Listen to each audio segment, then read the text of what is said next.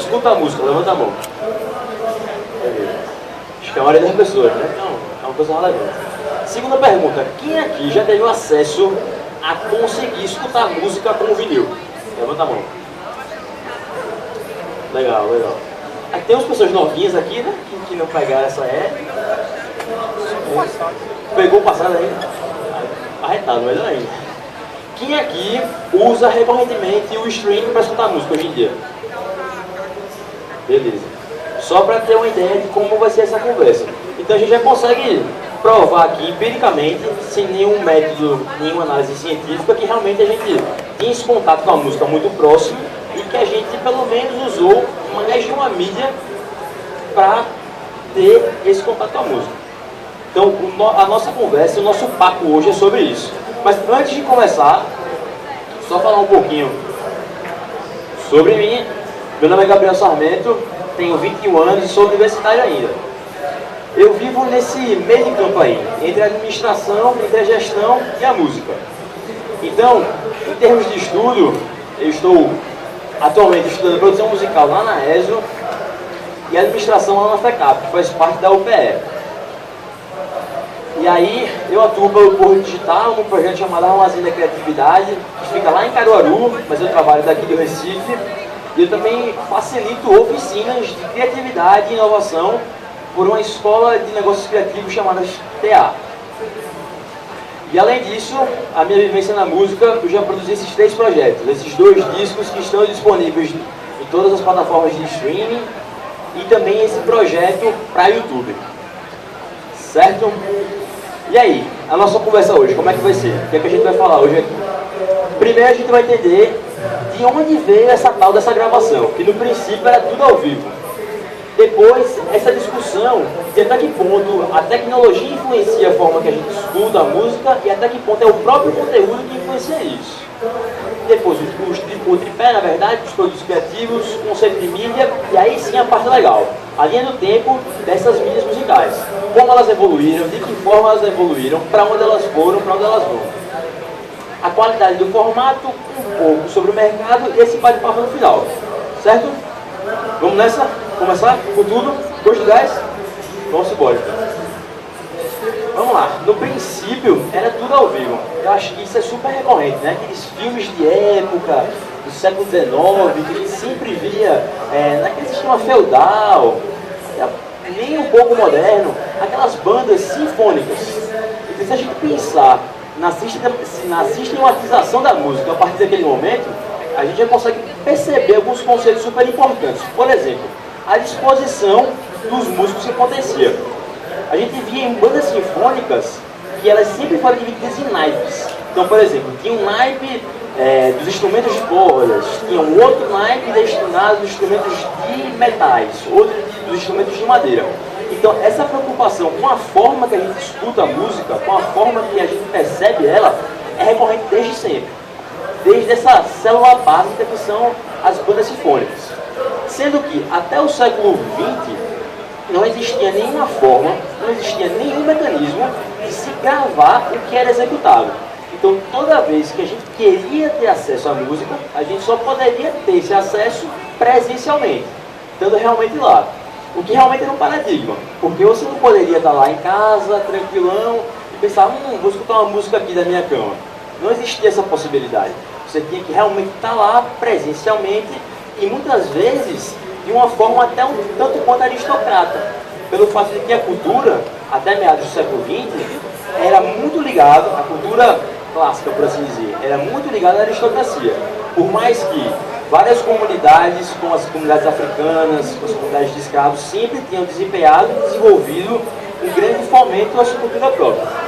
Então, partindo desse princípio que a música, logo no início, era ao vivo, a gente entra numa discussão aqui que é um pouco controversa, mas importante de falar. Tecnologia e conteúdo. Vamos lá. Você, cara, qual é o seu nome? Pedro? Pedro, para você, o que é mais importante? A tecnologia em si ou o conteúdo? A primeira pergunta é, o que é mais importante, certo? Vamos lá. Não? O conteúdo. Por quê? Um pouco dos dois? Um carregada ao outro. Legal. Boa noite, Pedro. Obrigado. Você, cara, qual é o teu nome? Bruno? Beleza, Bruno. Para você agora a pergunta é diferente. O que é que você acha que vem primeiro? A tecnologia ou o conteúdo? Conteúdo por quê? O conteúdo.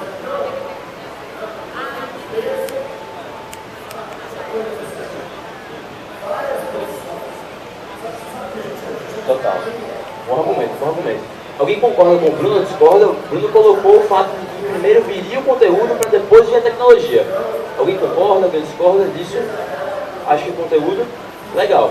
A abordagem do Bruno é super interessante, em relação a que realmente, partindo desse princípio de criatividade, que somos seres criativos por si só, a gente primeiro criaria a ideia para depois tentar correr atrás da tecnologia necessária para colocar essa ideia no mundo. Sendo que o que muitas vezes acontece é que a gente tem um acesso à tecnologia, ao ferramental, para a partir de então começar a criar. E o porquê essa ideia que eu vou trazer aqui, Bruno, é um pouco diferente da sua. Porque quando a gente for analisar a linha do tempo das mídias musicais, a gente vai começar a perceber que, inicialmente, muitas vezes, nem se tinha ideia do potencial da tecnologia que estava ali em volta, e só a partir de um determinado momento esse potencial foi descoberto e foi explorado. Então, por que essa ideia que a gente traz aqui é um pouco diferente da que o Bruno trouxe? Porque a partir da criação da tecnologia, a partir do acesso à ferramenta, começou-se a pensar na música de uma forma que até então não era pensada, não era explorada. Não é certo nem errado, é só uma abordagem diferente. Beleza? Então, partindo disso, uma coisa que é super importante. A música, assim como o cinema, assim como a arquitetura, assim como o design, ela é um produto da criatividade. E como um bom produto da criatividade, ela é munida de um tripé. Se a gente conseguisse colocar em ordem, seria mais ou menos assim. Primeiramente a produção, depois a distribuição e por fim o consumo.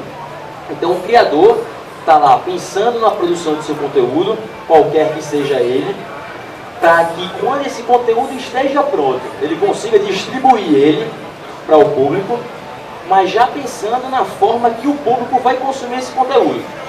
Vamos pensar, exemplo, os games. São super relevantes para esse cenário que a gente vive aqui, né?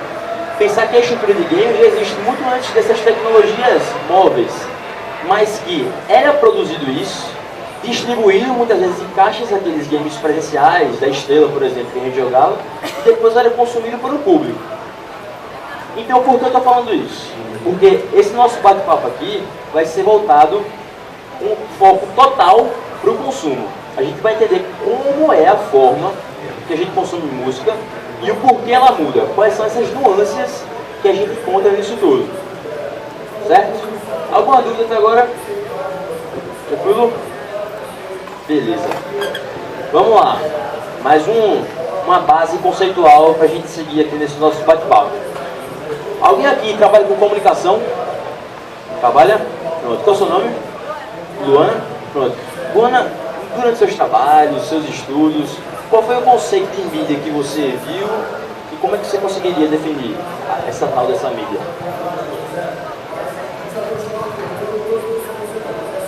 Eu estudei publicidade e propaganda. Na minha área, tudo pode ser mídia. O post do Facebook pode ser mídia, a camiseta que você está usando é uma mídia, o outdoor é uma mídia. No meu ramo, qualquer coisa pode ser. Muito abrangente. Tem cada vez mais possibilidades, né? Total. Muito obrigado, mano. Alguém mais trabalha com comunicação? Se alguém quiser também colaborar nessa conversa, beleza. E aí, Luana falou que tudo poderia ser mídia.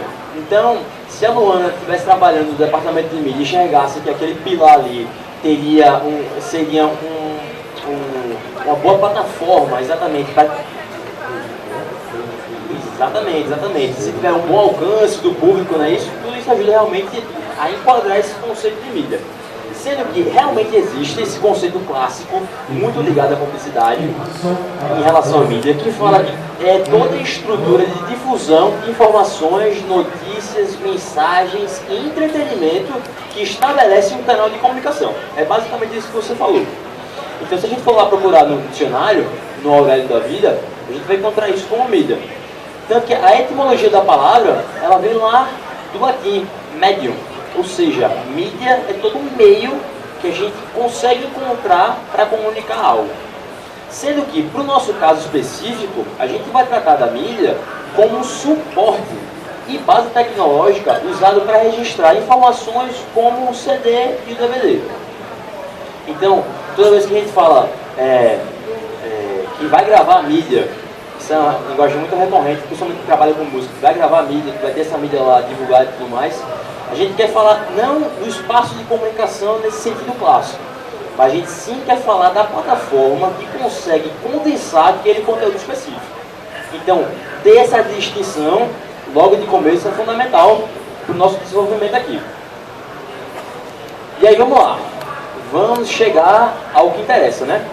A linha do tempo das mídias musicais. Deixa eu ver aqui. Cara, qual é o seu nome? Mauro? Paulo?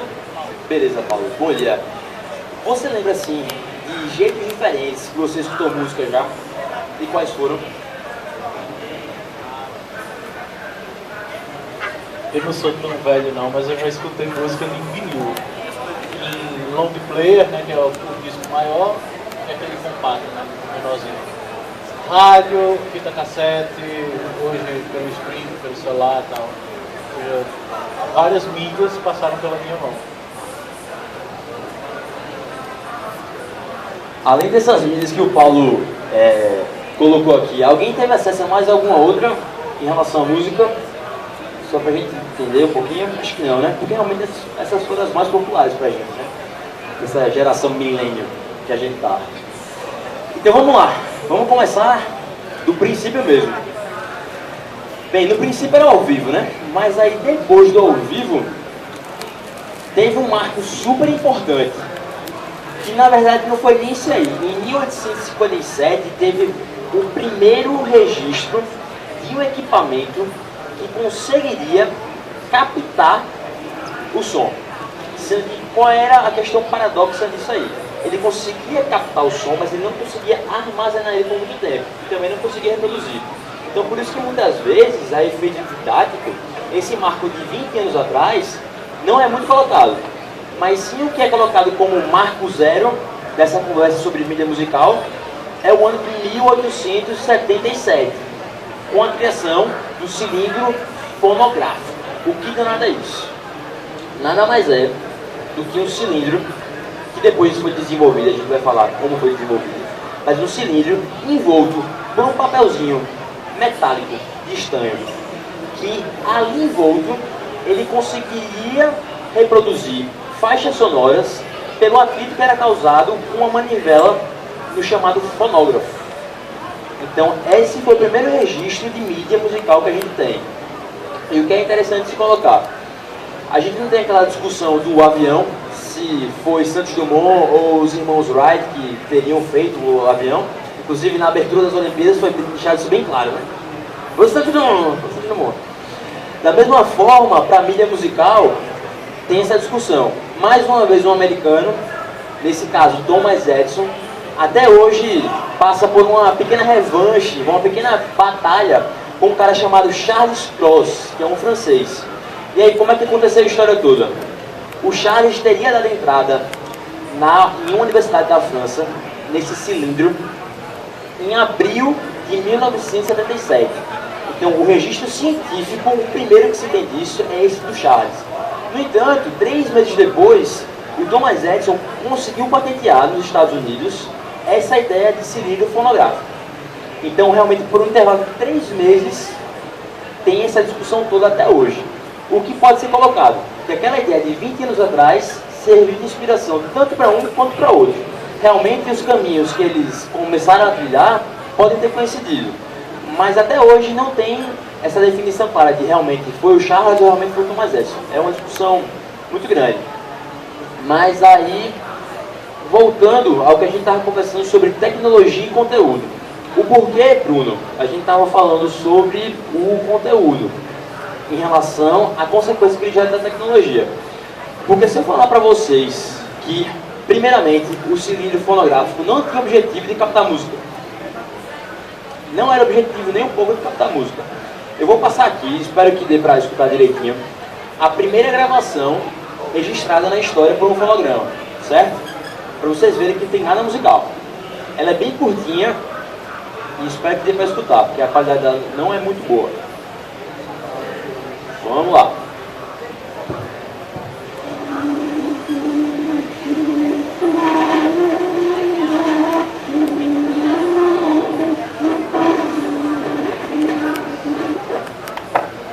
Vou passar de novo só para fixar a mensagem.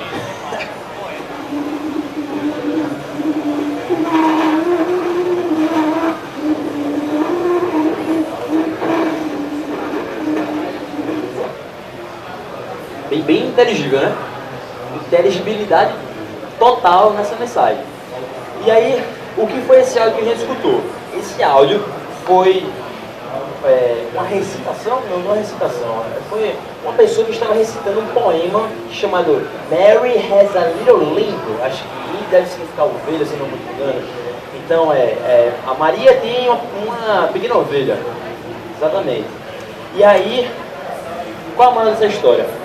Tanto o Charles quanto o Thomas Edison, quando eles criaram esse cilindro fonográfico, o objetivo deles não era captar música. O objetivo deles era conseguir gravar mensagens de voz para serem enviadas para vários lugares do planeta. Então, imagina só, eles estavam escrevendo no WhatsApp. Quando a gente pega lá o áudio, santos áudios, quem tem no WhatsApp sabe o quanto eu mando eles todas as vezes. Mas o intuito inicial dele era exatamente facilitar a comunicação. Só depois de um bom tempo que começou -se a entender que aquela tecnologia que estava ali disponibilizada poderia servir para um conteúdo diferente.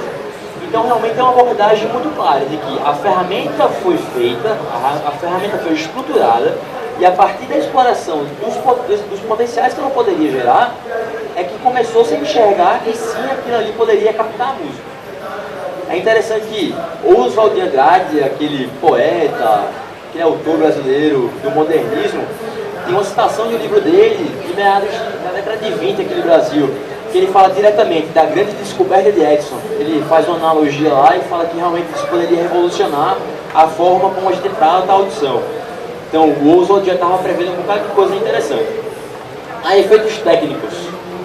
O cilindro, primeiramente, era feito por aquela folha de estanho, né? Metalzinha, sendo que logo depois foi se percebido que a cera seria o melhor material de fixação do arquivo que estava querendo ser ali impresso. Então por isso que se vocês forem procurar no Google, por exemplo, em inglês, vai ser muito mais fácil de vocês acharem o wax cylinder, que seria o cilindro de cera. Então até hoje, lá na Boa Vista, por exemplo, tem casas de música que vendem cilindros ainda, com até um bom estado de conservação. Então o primeiro registro claro que a gente tem de uma mídia musical formatada é do cilindro fonográfico, e o registro é de 1877. Primeiro passo. Vamos lá, nossa linha do tempo. Vamos andar, vamos andar.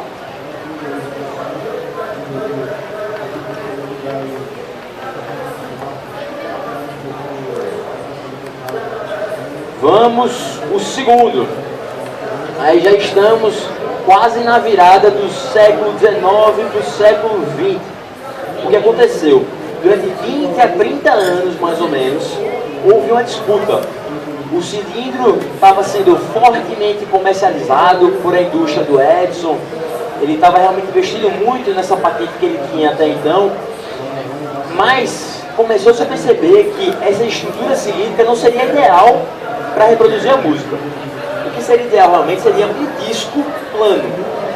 Então, em 1889, esse cara chamado Emil Berliner, que se eu não me engano ele é húngaro, ele conseguiu prototipar, por assim dizer, o primeiro projeto de disco no formato clássico que a gente tem hoje em dia. Essa questão redonda, com de 6 a 12 centímetros de diâmetro e tudo mais. E o que é interessante colocar é que esse primeiro disco ele é de 76 rotações, 76, o que faz com que a qualidade dele não seja muito boa. Vamos só provar isso aqui, o quanto realmente a qualidade não é muito boa. O que eu vou passar agora é a primeira gravação em um disco desse de gramofone. Vamos lá.